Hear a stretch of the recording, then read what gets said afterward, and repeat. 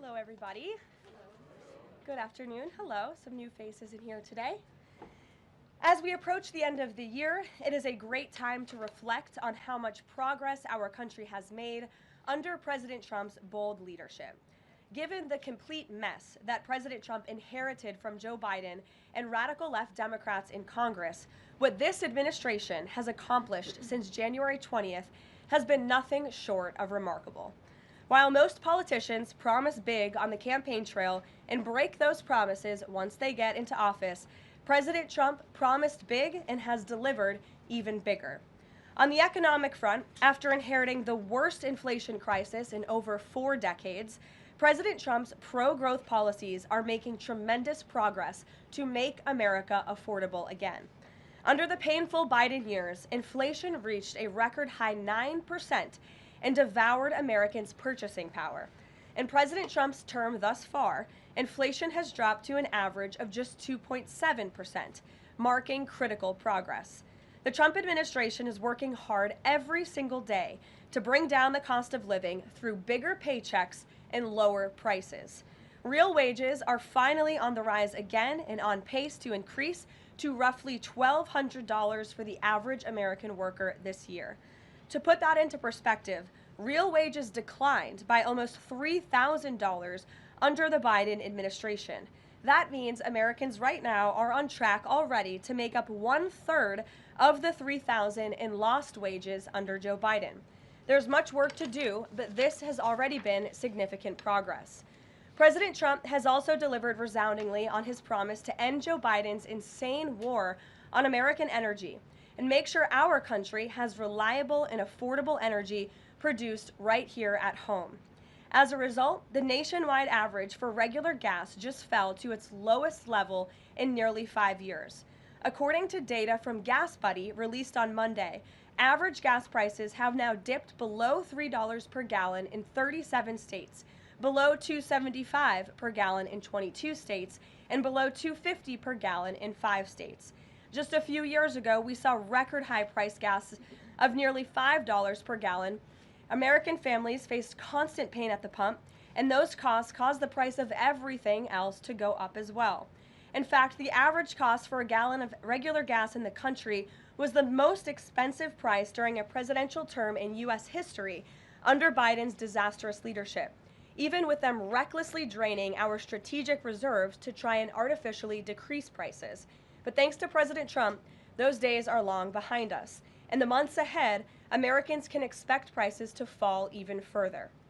We know that when gas gets cheaper, everything else gets cheaper too, and that's what this president is focusing on. Americans can also expect another boost to their bank accounts in the months ahead, as 2026 tax refund season is upon us after the holidays, and it's projected to be the largest ever thanks to President Trump's passage of the One Big Beautiful Bill. According to recent analysis from Piper Sandler, when Americans file their taxes early next year, their refunds could be about 1/3 larger than usual, or roughly an extra $1,000 per filer. That is money straight into the pockets of the American people. It's only because of President Trump and Republicans' leadership that Americans will now pay no tax on tips, overtime, and Social Security. President Trump and Republicans believe hardworking Americans deserve to keep more of their hard-earned money, but Democrats, on the other hand, every single one of them, voted against these massive tax cuts. So remember that the next time Democrats try to talk about affordability. Democrats don't have a single clue about how to make America more affordable. They just spent the last 4 years creating the very affordability crisis that President Trump is fixing right now. And if given the chance of power ever again, the Democrats will implement those same policies and jack inflation right back up to where it was. Finally, at the border, President Trump has restored America's sovereignty and made our country safe again. This is the single greatest and fastest national security victory in modern American history, and it's not even close. The latest preliminary numbers released from the month of November show we have the most secure border in our nation's history. This is a remarkable achievement. November encounters came in even lower than the previous historic low in October, if you can believe it. There were only 30,367 total encounters nationwide. That's lower than the previous record set in October. And for the 7th consecutive month, U.S. Border Patrol released 0 illegal aliens into the United States. Let me repeat, 7 months of 0 illegal aliens being released into our country. This is a historic achievement, and it's one that every law-abiding American citizen should be grateful for. At this point, in 10 months under President Trump's unmatched leadership, we've seen less apprehensions overall than we saw in just 1 month under Joe Biden. Again, let me repeat, in 10 months under President Trump, we've seen less apprehensions at the southern border than we saw in 1 month under the previous president. Again, remarkable results.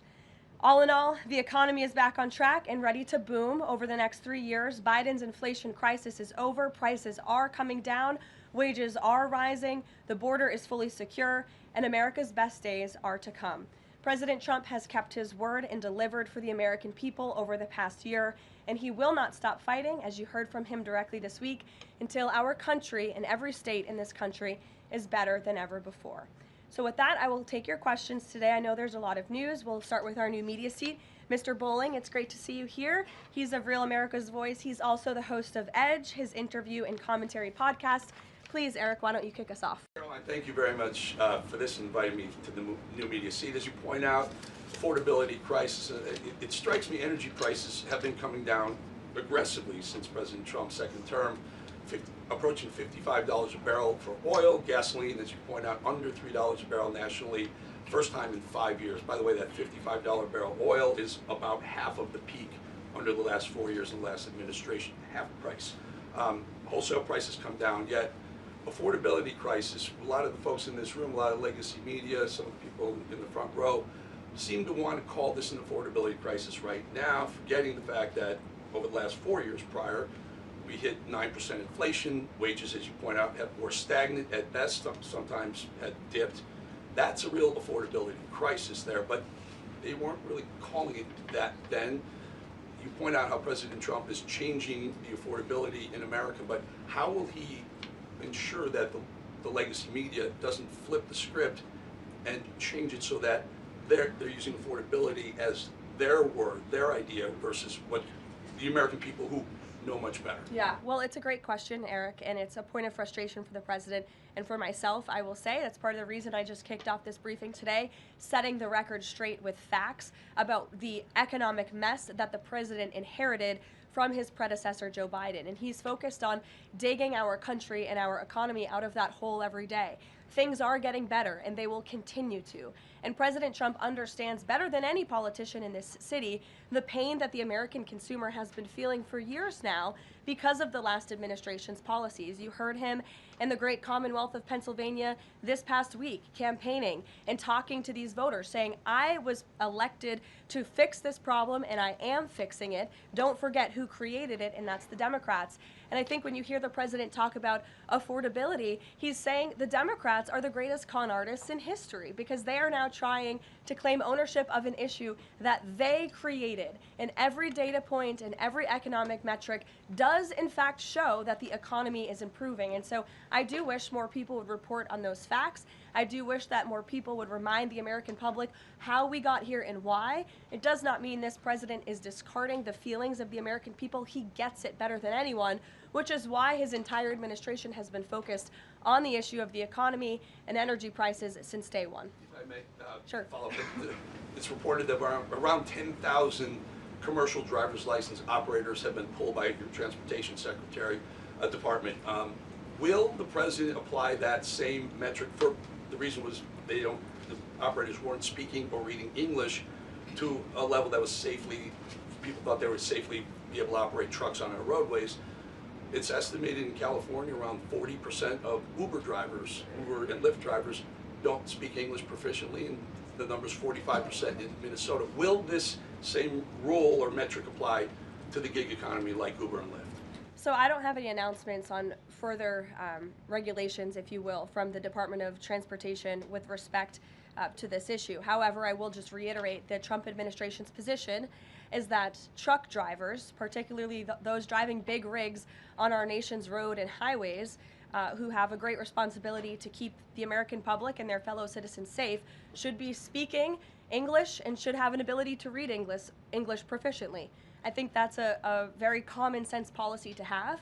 And we've unfortunately seen, and the Department of Transportation has uncovered and is actively working to fix these state-sponsored commercial trucking driver licenses, which were going to people who are not qualified to be driving these massive trucks on American roads, and they're endangering the lives of our fellow citizens. We've unfortunately seen many vehicle accidents across the country where people have lost their lives because of drivers that were just simply unqualified to be driving these trucks. So I know this is something DOT and Secretary Duffy take very seriously. Peter. Thank you, Caroline. Based on the way that things stand right now, is Operation Southern Spear about drugs or is it about oil? What I will tell you, Peter, is that the Trump administration is focused on doing many things in the Western Hemisphere. The president has taken a new approach that has not been taken by any administration for quite some time to actually focus on what's going on in our own backyard. And there are two things that are very important to this administration. Number one, stopping the flow of illegal drugs into the United States of America, which we know has killed hundreds of thousands of Americans. The president promised on the campaign trail that he would demolish the foreign terrorist organizations and drug cartels around the world, especially right here in our own hemisphere, and you have seen that he is delivering on that promise. With respect to the oil and what happened yesterday, the Department of Justice requested and was approved for a warrant to seize a vessel because it's a sanctioned shadow vessel known for carrying black market sanctioned oil to the IRGC, which you know is a sanctioned entity. So the president is committed to stopping the illegal flow of drugs into our country. He's also fully committed to effectuating this administration's sanction policy, and that's what you saw and the world saw take place yesterday. And because he said the president is trying to do a lot of things at once, he talks a lot about how he thinks the way to bring down prices for everything would be to bring down the cost of energy. Would he use this seized Venezuelan oil to try to help Americans with affordability here in the United States? Well, what I can tell you right now, the vessel has been seized, as you know. And the Department of Justice did that in conjunction with the Coast Guard and the Department of War. The vessel is currently undergoing a forfeiture process right now. The United States currently has a full investigative team on the ground on the vessel, and individuals on board the vessel are being interviewed and any relevant evidence is being seized. With respect to the oil, that's a different issue. As you know, Peter, the vessel will go to a U.S. port, and the United States does intend to seize the oil. However, there is a legal process for the seizure of that oil, and that legal process will be followed. And just my last one on this. If President Trump launches a bigger military campaign in the Caribbean, is he jeopardizing a possible Nobel Peace Prize? Look, the president has proven over the past year that he is more than worthy of the Nobel Peace Prize. I think he's been nominated for it nearly 100 times this past year, which is definitely a record. He's solved, I think, 9 conflicts around the world. We are up to now. He's actively working on the Russia-Ukraine war, which is the big one as we speak, and has been over the past year. With respect to any additional action in Venezuela, I'm definitely not going to get ahead of the president or the United States military. Mary. It now seems all but certain that the Obamacare subsidies will expire at the end of the year. It means more than 20 million Americans are now bracing for their health care costs to soar. Is the president prepared to let this happen, or is he going to step in? The president is prepared to take action on health care, and he wants Republicans on the Hill to do the same. As you have seen, Senate Republicans put forth their own legislation earlier this week. As for the subsidies that are set to expire, I would like to remind you and everybody at home why this is on the brink of happening. Democrats wrote Obamacare. They passed it without a single Republican vote, and then they ballooned it with these expensive COVID subsidies that completely distorted the health insurance market. And then they doubled down, extending those subsidies and setting their own expiration date right now in 2025, which the administration is obviously well aware of, and we are working, the president is working with his healthcare policy team here at the White House, as well as Republicans on Capitol Hill, to find a solution. You said he's working to find a solution. He wants to see a solution to lower health care costs. He does. But these subsidies are expiring at the end of the year. So what is the plan, and what is he going to do to put this in place in the next 2-3 weeks? You'll hear more from the president and from the White House on that very soon. As for wanting a solution to lower healthcare costs, I'm glad you said it, because the president is doing just that. He has made unprecedented progress towards lowering healthcare costs in this country and drug prices. He's secured numerous most favored nation drug price deals, with many more to come.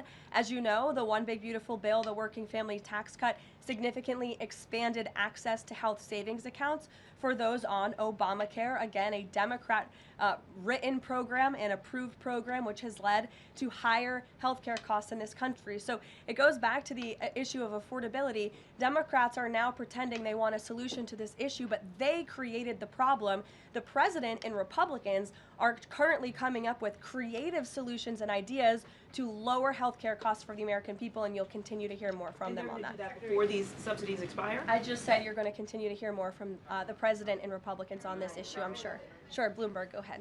Thanks, Caroline.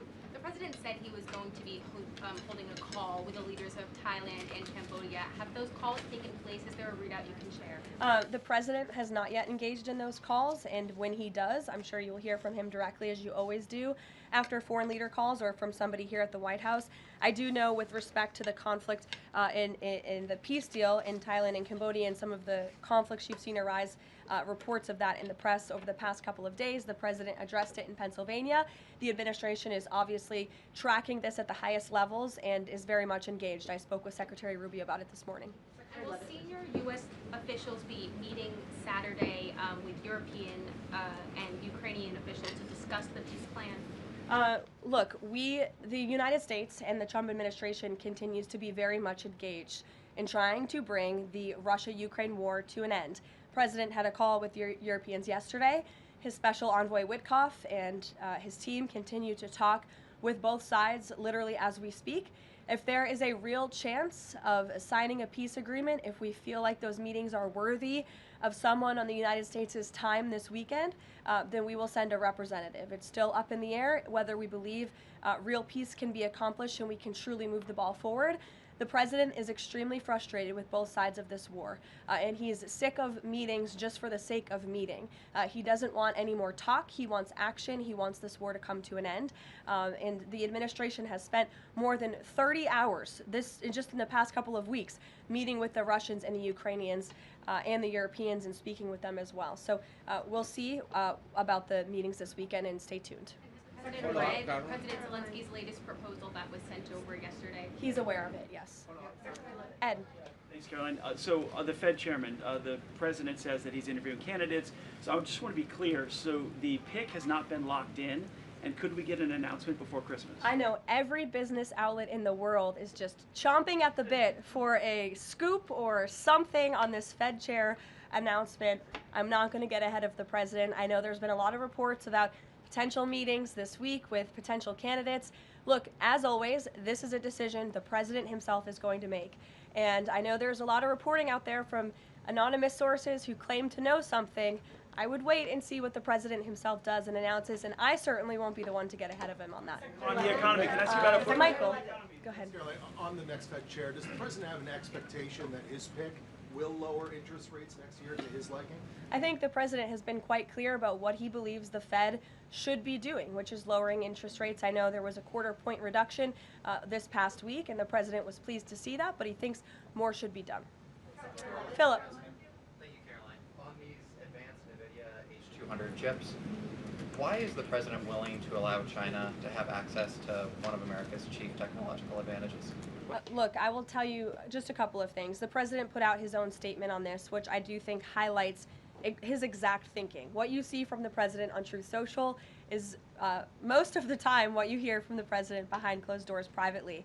He told President Xi that NVIDIA will only be shipping H200 products to approved customers in China under conditions that will allow for continued strong national security. The administration continues to maintain a strict export control regime, and we are ensuring that the Blackwell chip and other advanced technologies stay right here in America, and these H200 chips will only be sent to China after undergoing a security inspection here in the United States. Elizabeth. Thank you, Caroline. New York City Mayor-elect Zoran Mondani put out a video recently telling immigrants in New York City they have the right to stand up to ICE. Are you concerned this will inspire New York City residents to resist ICE operations, and what will the Trump administration do if this happens? The Trump administration is definitely concerned about the rise in violence, in attacks, and physical threats that we have seen against our brave men and women who wear the ICE uniform. Again, these are agents who are just simply doing their jobs.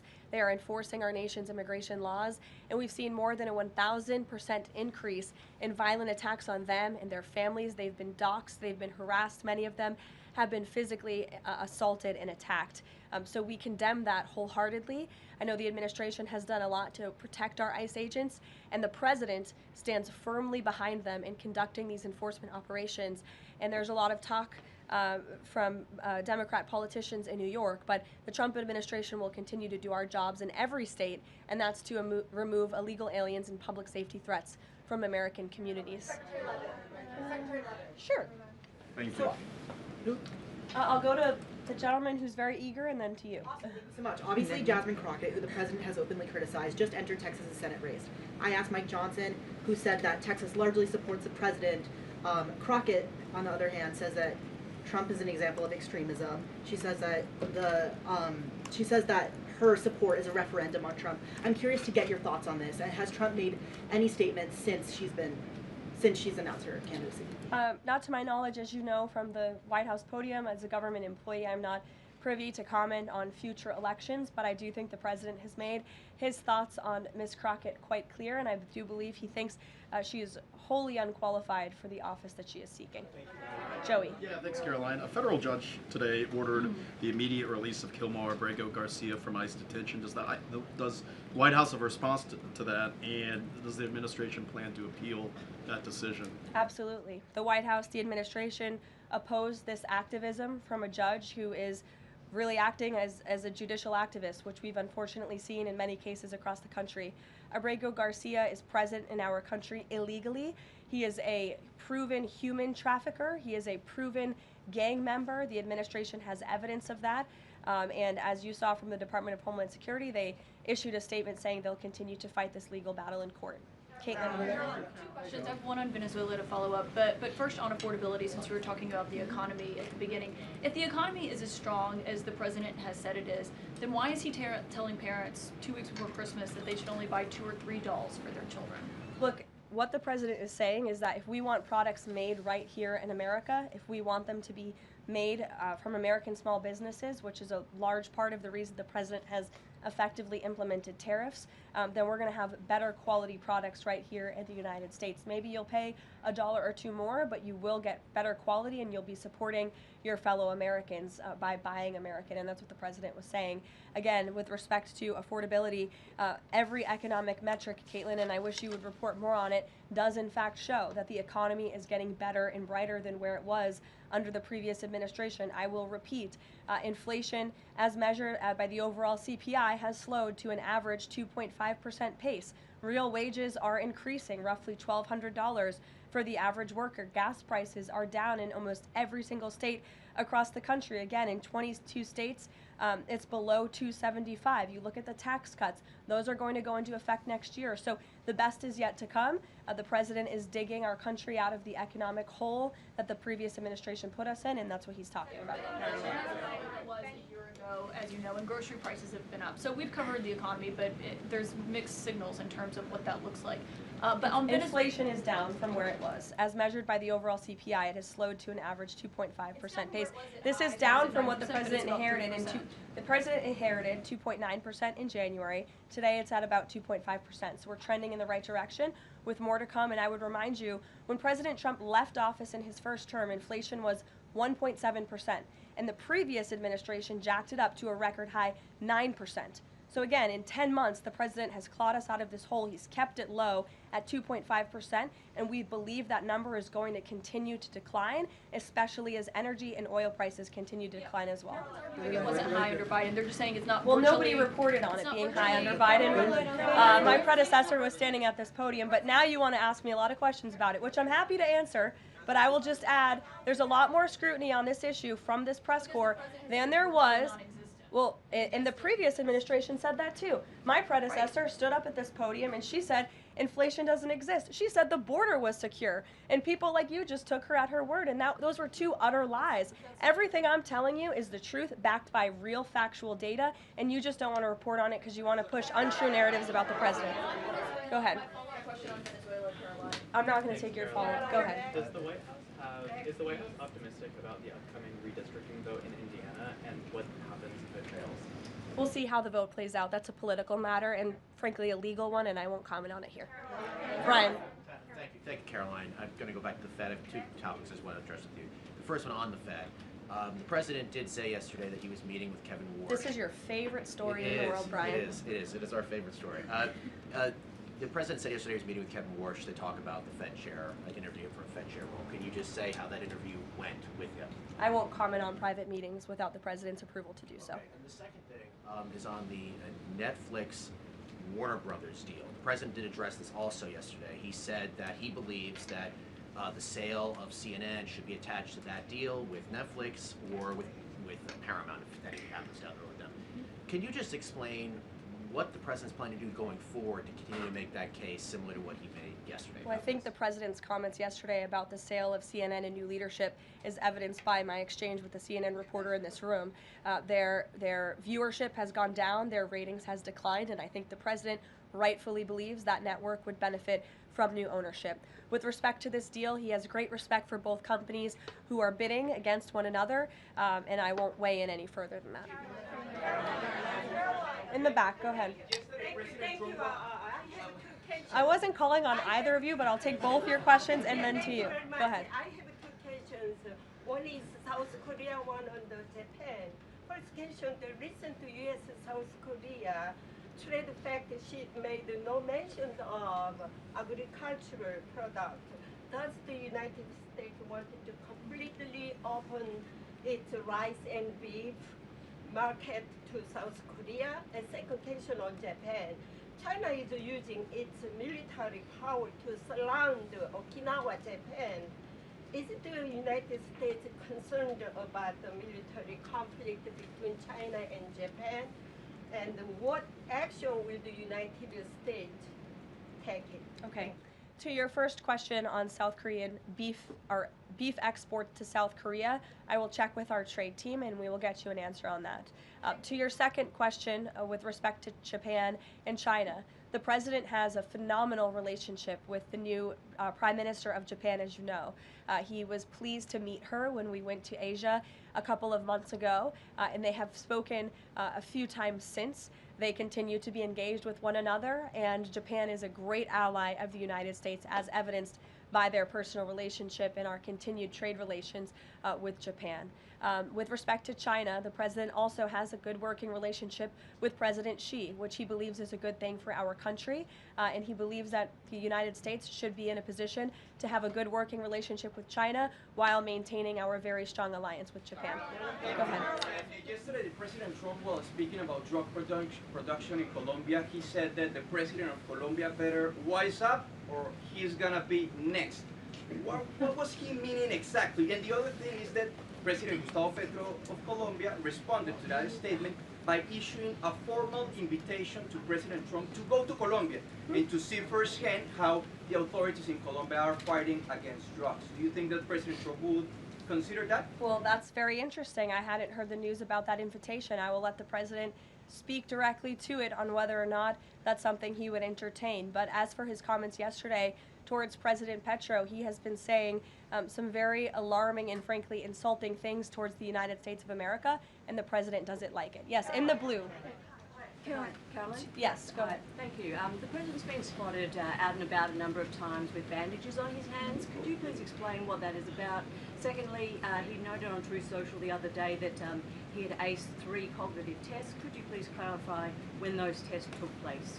I can do that at a later date. I obviously don't have that in front of me. The president has spoken about that quite extensively throughout the years. As for the bandages on the hand, we've also given you an explanation for that in the past. The president is literally constantly shaking hands. The Oval Office is like Grand Central Terminal. He is meeting with more people than any of you even know about on a daily basis. He's also on a daily aspirin regimen, which is something his physical examinations has said in the past as well, which can contribute to that bruising that you see.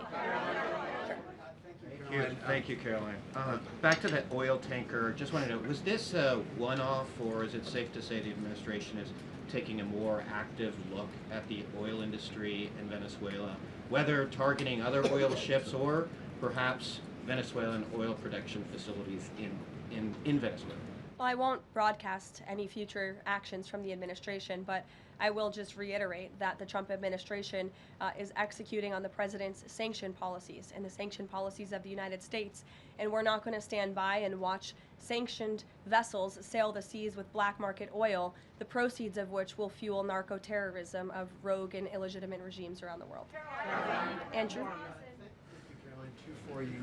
First, when the president announced the farm relief program the other day, Secretary Rollins afterwards, right out there, told us that the program would be paid for by the Commodity Credit Corporation, an existing program. The president keeps saying that it's being paid for by tariff revenue. Why does he keep saying that if the secretary who's running the program says that's not the case? And also about his doll comments from the other night. The president's a billionaire. He's probably the wealthiest person to ever serve as president. Is it a good look for him to be telling parents, oh, you should only buy, 2 or 3 dolls for your kids, when he's one of the wealthiest people in the country running the government? Do you think the people in that room in Pennsylvania who the president was speaking to don't know the president's a billionaire? I think that's a very well-established fact. And actually, I think it's one of the many reasons they reelected him back to this office, because he's a businessman who understands the economy and knows how to fix it. And he's doing it right now just like he did in his first term. Sure, go ahead. To the gentleman behind you, Andrew, yes, go ahead. Go ahead. Thank you, Caroline. On Gaza, we heard the president say yesterday that the Board of Peace members are going to be announced early next year. What is the administration doing to move the parties in the region closer toward phase 2 of his peace plan for Gaza? Sure. Well, first of all, I would be remiss if I didn't highlight what a success it is that 10 months into the president's administration, you're asking me about a peace plan in Gaza, because that's a legitimate reality on the ground right now in the region. And it's only because of this president's leadership that that was able to take place, that all the living hostages were returned. All but one body of the deceased hostages has been returned, and we're still, of course, working on the last one. As for this next phase of the peace process, there is a lot of quiet planning that's going on behind the scenes right now for phase 2 of the peace deal. And when the United States is ready to make those announcements public on the Board of Peace, the ISF, and the Palestinian technocratic government, we will be making those announcements at the appropriate time. But the reason that, the negotiators and the teams on the ground have been rather quiet about this is because I spoke with them this morning. They are trying to be deliberate and thoughtful about this.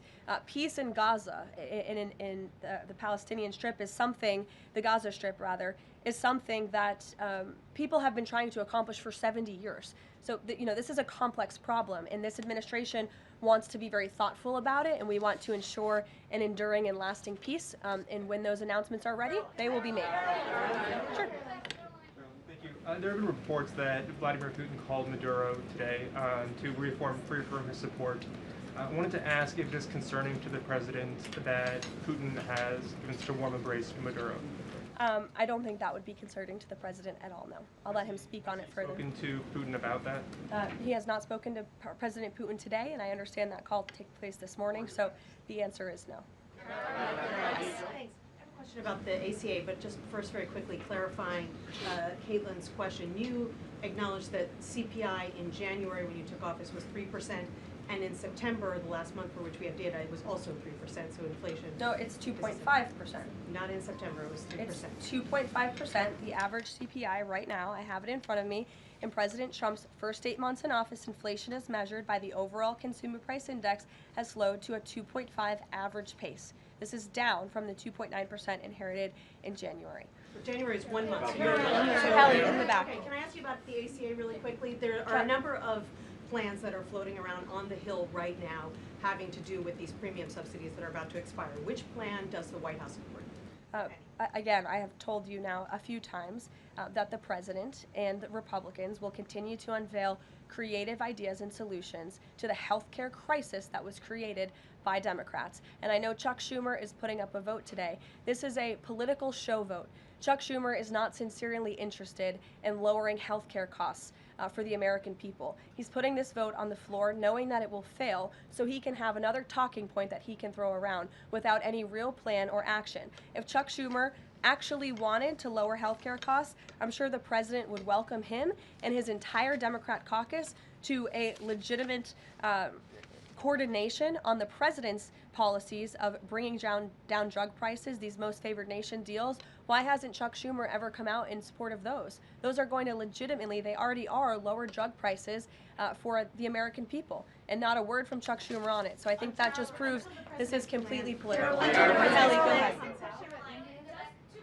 On Venezuela, does the president consider the seizure of the oil tanker an escalation or a step towards war with Venezuela? I think the president considers the seizure of the oil tanker as effectuating the administration's sanction policies, which I've already discussed previously. Potential invasion or potential land strikes in Venezuela aligned with the president's supporters, the MAGA base, does it risk the potential for a prolonged war and U.S. troops involved in that? Prolonged war is definitely not something this president is interested in. He's been very clear about that. He wants peace.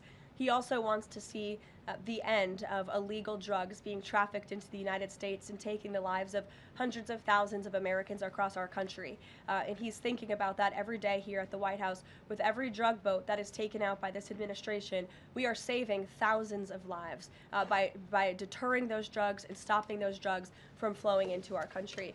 You will all, excuse me, you'll all hear, excuse me, you will all see the president tonight. He'll be making remarks at the Congressional Christmas Ball, which will be taking place here at the White House. And later this afternoon, he will be signing some congressional bills and executive orders that we, as always, will keep you apprised of. Thanks, guys. Can you say a word about the call with Modi?